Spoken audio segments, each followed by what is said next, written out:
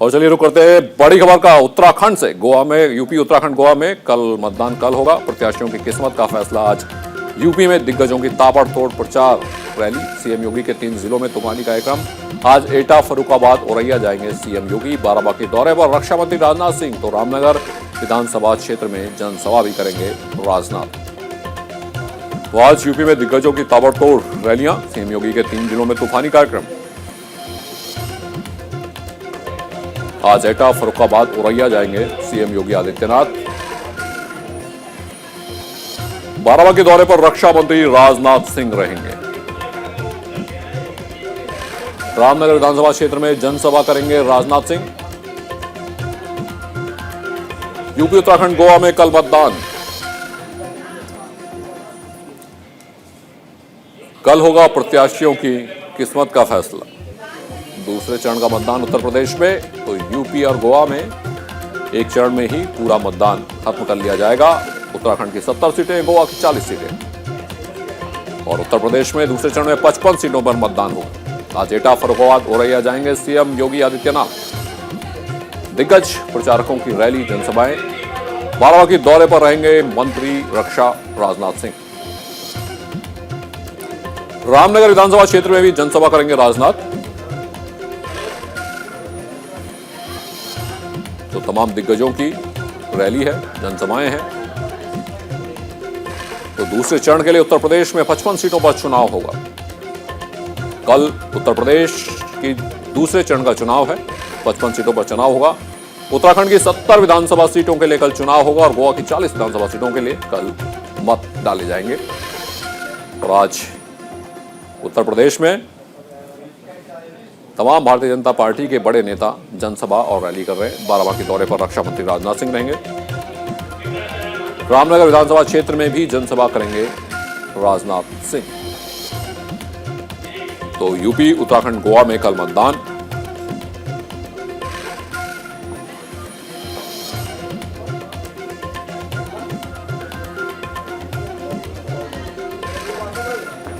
और हमारे सहयोगी नीरज जुड़ चुके हैं हमारे साथ तमाम जानकारियों के साथ। तो नीरज, कल दूसरे चरण का मतदान होना है, पूरी तैयारी पॉलिटिकल पार्टीज ने कर दी है।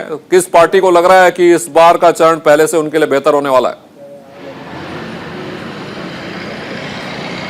जी देखिए, कल दूसरे चरण का मतदान होना है और 14 फरवरी का ये दिन है, बेहद अहम दिन है। न केवल सत्तारूढ़ दल भारतीय जनता पार्टी के लिए बल्कि समाजवादी पार्टी के लिए भी। समाजवादी पार्टी और भारतीय जनता पार्टी के बीच इस बार सीधी टक्कर है। तो वहीं कांग्रेस और बीएसपी भी इस बार मैदान में काफी मजबूती से नजर आ रही हैं, क्योंकि पिछली बार भी यहां पर कांग्रेस ने अपनी सीटें निकाली थी। 2 सीटें जो चुनाव कल 9 जिले में और 55 सीटों में हो रहा है, उसमें 2 सीटें कांग्रेस को भी मिली थी। हालांकि 2017 में बसपा को कोई सीटें नहीं मिली थी, लेकिन समाजवादी पार्टी और कांग्रेस को 17 सीटें मिली थी और 38 सीटें मिली थी भारतीय जनता पार्टी को। तो भारतीय जनता पार्टी के पास एक चुनौती है कि वो अपनी 38 सीटों को बरकरार रखे, और अगर बरकरार ना रखे तो कम से कम उसके आसपास जरूर रहे, क्योंकि बेहद अहम है। और 55 सीटों का मामला है, तो कोई पार्टी आज जो कैंपेनिंग हो रही है, यानी कि वहां तो चुनाव मतदान भले रोक दिया गया है, लेकिन जहां जहां पर भारतीय जनता पार्टी या समाजवादी पार्टी के दिग्गज नेता अपना प्रचार कर रहे हैं, वो वहां से इन 55 सीटों के लिए अपना संदेश देने की कोशिश करेंगे। आपको बताएं कि अभी तक जाटलैंड में चुनाव हो रहा था और अब इसको मुस्लिम बेल्ट कहा जाता है, जो दूसरे चरण का चुनाव हो रहा है। तो यहां पर समाजवादी पार्टी और आरएलडी बेहतर प्रदर्शन करने की पूरी कोशिश और पूरी ताकत कर रही हैं। यहां पर जो मतदाता हैं उसमें नीरज, आप पिछले चुनाव के भी आंकड़े बता रहे थे। हालांकि आप ये भी बता रहे थे कि यहाँ पर इस वक्त मुस्लिम समुदाय के जो वोटर्स हैं वो ज्यादा हैं, लेकिन पिछली बार की जिस तरह से आप सारे आंकड़े बता रहे थे, एक बार हम चाहेंगे आप फिर से अपने दर्शकों को बताएं कि किस तरह से पिछली बार का जो चुनाव रहा और उसमें भारतीय जनता पार्टी को बढ़त हासिल हुई थी, लेकिन पिछले चरण के चुनाव में 55 सीटों पर।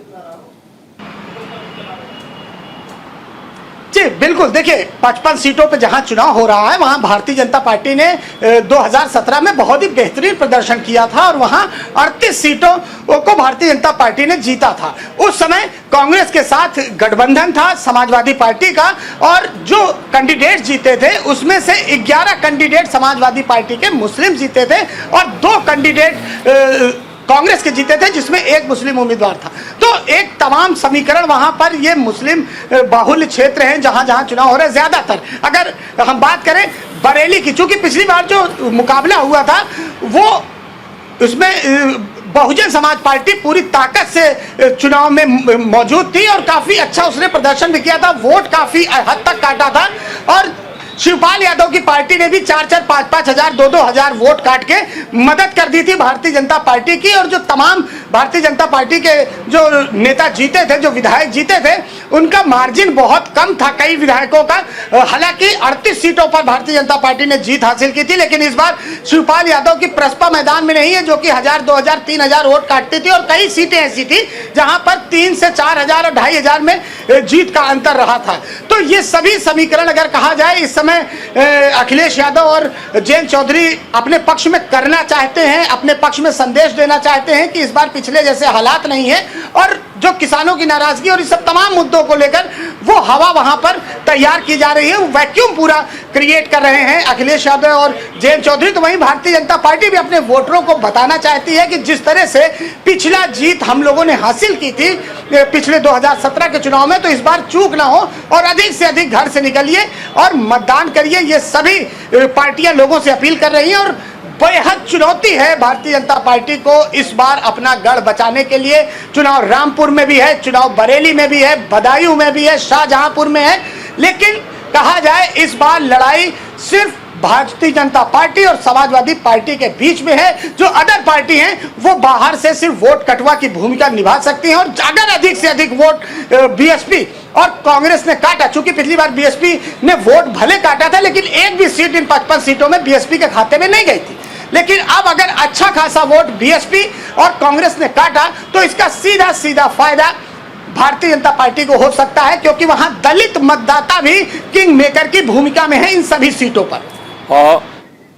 नीरज, बिल्कुल आपके पास वापस लौटेंगे, लेकिन एक और बड़ी खबर का रुख करते हैं। तो उत्तर प्रदेश में चुनाव हैं और जो बाकी सारे चुनाव हैं और इस वक्त सेकंड फेज का चुनाव कल होना है। और इस वक्त की बड़ी खबर उत्तराखंड से, गोवा की 40 विधानसभा सीटों पर कल डाले जाएंगे, यूपी की 55 सीटों पर मतदान तय करेंगे प्रत्याशियों के भाग्य का फैसला और उत्तराखंड की 70 विधानसभा सीटों पर कल होगा मतदान। पुलिस कर्मी और अर्धसैन्य बलों के जवानों ने संभाली कमान। चुनाव को लेकर यूपी, उत्तराखंड, गोवा में प्रशासन सख्त। तो फ्री एंड फेयर इलेक्शन कराना जिम्मेदारी होती है इलेक्शन कमीशन की, निष्पक्ष और सुरक्षित।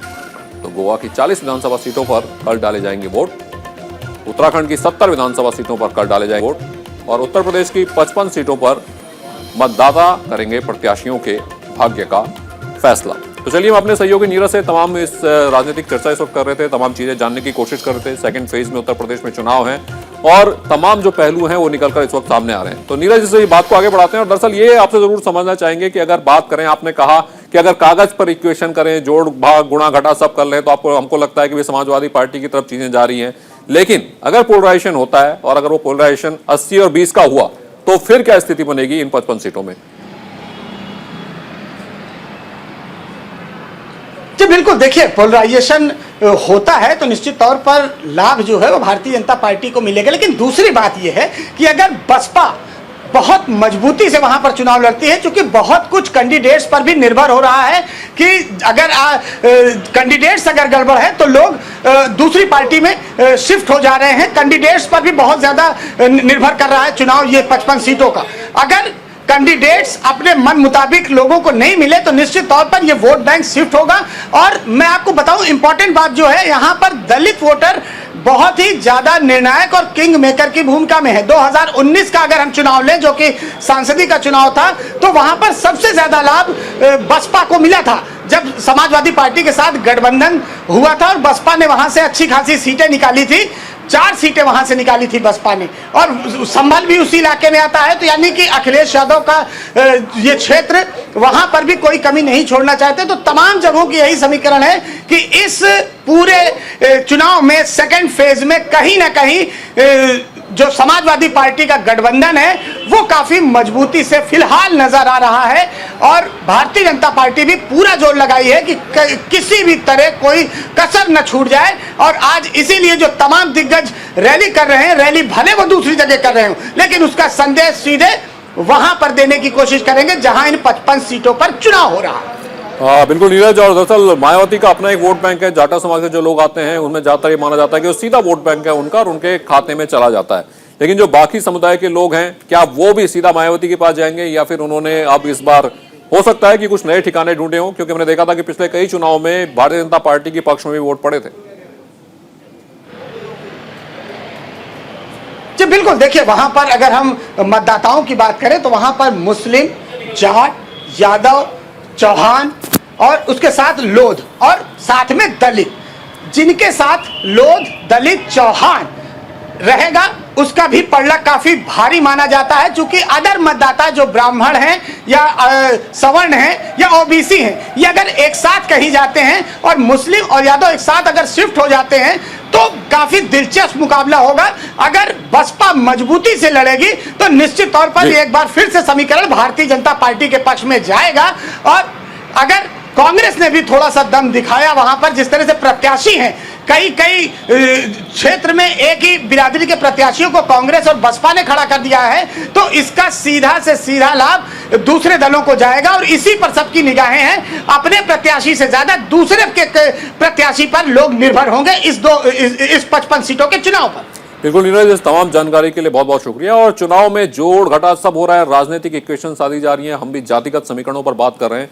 और अच्छा तो ये होता कि विकास के मुद्दों पर बात होती। खैर, चुनाव है और राजनीतिक समीकरण, जातिगत समीकरण बेहद मायने रखते हैं जीत और हार के लिए। चलिए रुक करते हैं आगे। उत्तर प्रदेश चुनाव के दूसरे चरण में 9 जिलों की 55 सीटों पर वोट डाले जाने हैं। वैसे तो पूरे प्रदेश में बीजेपी और समाजवादी पार्टी में कड़ी टक्कर है, लेकिन कुछ सीटों पर मुकाबला बेहद दिलचस्प है। कहीं कहीं तो बीएसपी की कड़ी टक्कर से मुकाबला त्रिकोणीय भी नजर आ रहा है। मैं आपको दूसरे चरण में कहां कहां कांटे की टक्कर है ग्राफिक्स के जरिए समझाता हूं। सबसे पहले बात रामपुर सीट की। बेहद महत्वपूर्ण सीट है। समाजवादी पार्टी ने रामपुर से एक बार फिर आजम खान को प्रत्याशी बनाया है। आजम खान फिलहाल जेल में बंद है और वो जेल के अंदर से ही चुनाव लड़ रहे हैं। बीजेपी ने रामपुर से आकाश सक्सेना को टिकट दिया है। अब आकाश सक्सेना को टिकट क्यों मिला? दरअसल आजम खान को जेल पहुंचाने के लिए जिस तरह से आकाश सक्सेना ने दिन रात एक कर दिए थे, माना जा रहा है उसी का इनाम बीजेपी ने आकाश सक्सेना को दिया है। अब बात सहारनपुर जिले की नकड़ू सीट की। नकड़ू सीट पिछली बार बीजेपी ने जीती थी, लेकिन 2017 के बीजेपी विधायक धर्म सिंह सैनी इस बार साइकिल पर सवार हो गए।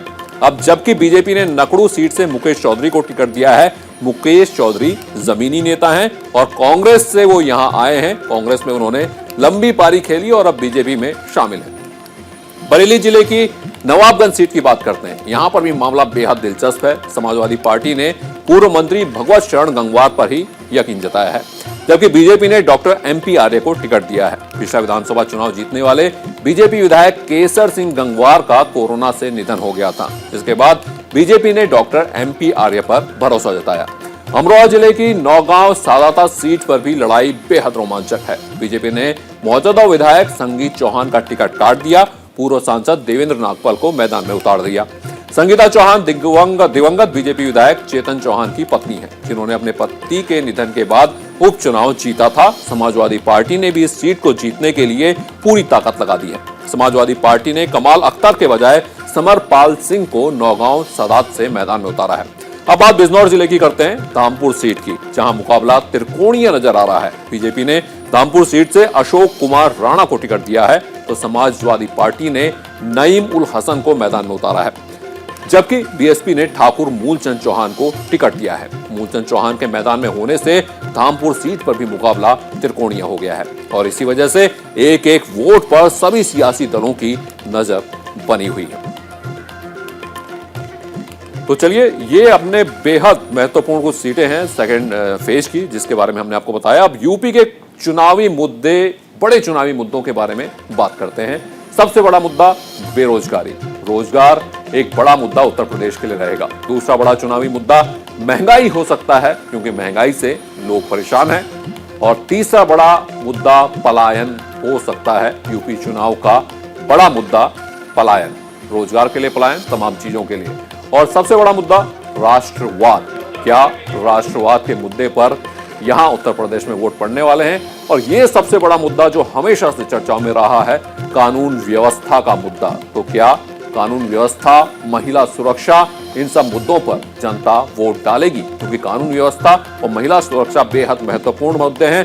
कोरोना प्रबंध को लेकर योगी आदित्यनाथ की सरकार की आलोचना भी हुई और प्रशंसा भी हुई। अब देखना होगा कि जनता क्या सोचती है। और ये मुद्दा हिजाब विवाद, तो ये तमाम मुद्दे थे उत्तर प्रदेश के। और अब बात करते हैं उत्तराखंड के चुनावी मुद्दों के। रोजगार बहुत बड़ा मुद्दा है, पलायन लगातार रोजगार की वजह से उत्तराखंड में होता रहा है। दूसरा, भू कानून एक ऐसा मुद्दा था जिस पर बात करने को लेकर तमाम राजनीतिक पार्टियां बचती रही, लेकिन ये लोगों के दिलों में है। स्वास्थ्य सेवाएं एक बेहद बड़ा मुद्दा है, क्योंकि अभी तक कोई भी सरकार पहाड़ी इलाकों में ढंग से स्वास्थ्य सेवाएं नहीं पहुंचा पाई है। तीसरा मुद्दा, टनकपुर बागेश्वर रेल लाइन, ये भी एक बड़ा मुद्दा है, क्योंकि कर्णप्रयाग तक रेल लाइन की मंजूरी मिल चुकी है। एक और बड़ा मुद्दा, ऑल वेदर रोड, यानी 12 महीने जो सड़क चलती रहे, 4 धाम तक पहुंचा जा सके। जल जीवन मिशन, कई ऐसे गांव हैं जहां अभी भी पानी नहीं पहुंचा है, तो जल जीवन मिशन, पानी की उपलब्धता भी एक बड़ा मुद्दा है। कोविड और बदलते सीएम, कोविड प्रबंधन कैसा रहा, और बीजेपी को इस बात पे घेरा जरूर जाएगा कि लगातार मुख्यमंत्री बदलते रहे। तो तमाम ये मुद्दे हैं, और ये मुद्दे जो कि उत्तराखंड और उत्तर प्रदेश के चुनावों से जुड़े हुए हैं। तो चलिए अब बात करते हैं खेल की, और बात इंडियन प्रीमियर लीग की। इंडियन प्रीमियर लीग में आज कई बड़े बड़े खिलाड़ी बिक गए। बेंगलुरु में देसी विदेशी खिलाड़ियों की बोली लगी, और ये साफ हो गया कि इस साल कौन से खिलाड़ी किस टीम की तरफ से खेलते नजर आएंगे। मैं आपको ग्राफिक्स के जरिए समझाता हूं कि कौन से खिलाड़ी अब किस टीम का हिस्सा है और कितने रुपए उनकी जेब में आए हैं। सबसे पहले बात आईपीएल 2022 के सबसे महंगे खिलाड़ी की, और वो है KL Rahul. KL Rahul Lucknow super giants की तरफ से खेलते नजर आएंगे, और इसके लिए लखनऊ सुपर जायंट्स ने 17 करोड़ रुपए खर्च किए हैं। रोहित शर्मा को मुंबई इंडियंस ने 16 करोड़ रुपए में खरीदा है।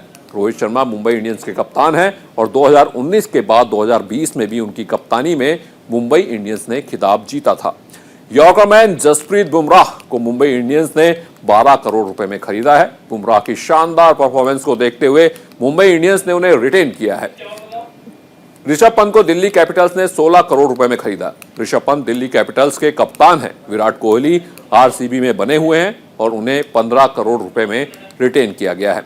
विराट कोहली आरसीबी की कप्तानी करते हैं, लेकिन अभी तक आरसीबी एक बार भी खिताब नहीं जीत पाई है। आंद्रे रसेल केकेआर की तरफ से खेलते नजर आएंगे। 12 करोड़ रुपए में उन्हें खरीदा गया है। केन विलियमसन को सनराइजर्स हैदराबाद ने 14 करोड़ रुपए में खरीदा है। केन विलियमसन तूफानी बल्लेबाज हैं, और उन पर हैदराबाद का भरोसा बरकरार है। हरफनमौला रविंद्र जडेजा चेन्नई सुपर किंग्स का हिस्सा बने रहेंगे। 16 करोड़ रुपए में चेन्नई सुपर किंग्स ने उन्हें खरीदा है। कैप्टन कूल इंटरनेशनल क्रिकेट से तो संन्यास ले चुके हैं, लेकिन आईपीएल में उनका जलवा लगातार बरकरार है। 12 करोड़ रुपए में धोनी चेन्नई सुपर किंग्स का हिस्सा बने रहेंगे। हार्दिक पांड्या को पहली बार आईपीएल खेलने जा रही गुजरात टाइटंस ने 15 करोड़ रुपए में खरीदा है। हार्दिक पांड्या को गुजरात टाइटंस की कप्तानी भी सौंपी गई। आईपीएल 2022 में कुल 10 टीमें शिरकत कर रही हैं, जिसमें 2 टीम नई हैं। लखनऊ सुपर जायंट्स और गुजरात टाइटंस, ये 2 नई टीम है जो पहली बार आईपीएल खेलेंगी, जिसमें आईपीएल का रोमांच और बढ़ जाएगा। तो आपने देखा कि किस तरह से और आईपीएल को लेकर बोली लगी है। तमाम खिलाड़ियों को रिटेन किया गया है। 2 नई टीम यहां पर जुड़ चुकी हैं, जो कि लखनऊ जायंट्स और गुजरात टाइटंस है, जिनको यहां पर जोड़ा गया है। तो चलिए, खेल के बाद एक बड़ी खबर इस वक्त यहां पर आ रही है, जो कि मध्य प्रदेश के कटनी से है। कटनी में एक बड़ा हादसा हुआ है, जहां पर अंडरग्राउंड टनल धंस गई है। मध्य प्रदेश के कटनी में ये बड़ा हादसा हुआ है। अंडरग्राउंड टनल धंसने में 9 मजदूर फंसे।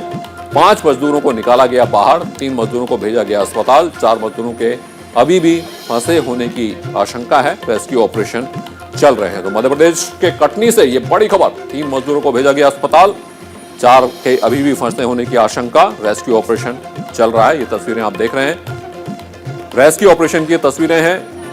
मजदूरों को बचाया भी गया है, लेकिन 4 मजदूरों के अभी भी फंसे होने की आशंका है।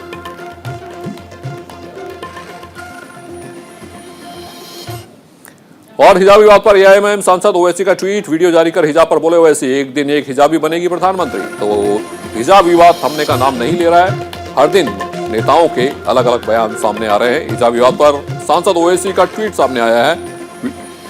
वीडियो जारी कर हिजाब पर बोले हैं ओवैसी कि एक दिन एक हिजाबी प्रधानमंत्री बनेगी। तो ये हिजाब विवाद जो कि खत्म नहीं हो रहा। कलेक्टर भी और हम अपनी बेटियों को इंशाअल्लाह ताला अगर वो ये फैसला करती है कि अब्बा अम्मी मैं हिजाब पहनूंगी, तो अब्बा अम्मी पहने बोलेंगे बेटा पहन, तुझे कौन रोकता हम देखेंगे इंशाअल्लाह। हिजाब निकाब पहनेंगे, कॉलेज को जाएंगे, डॉक्टर भी बनेंगे, कलेक्टर भी बनेंगे, एसडीएम भी बनेंगे, बिजनेसमैन भी बनेंगे। और एक दिन याद रखना तुम कांड की जनता, शायद मैं जिंदा नहीं रहूंगा, तुम देखना एक दिन इस देश की प्रधानमंत्री एक बच्ची हिजाब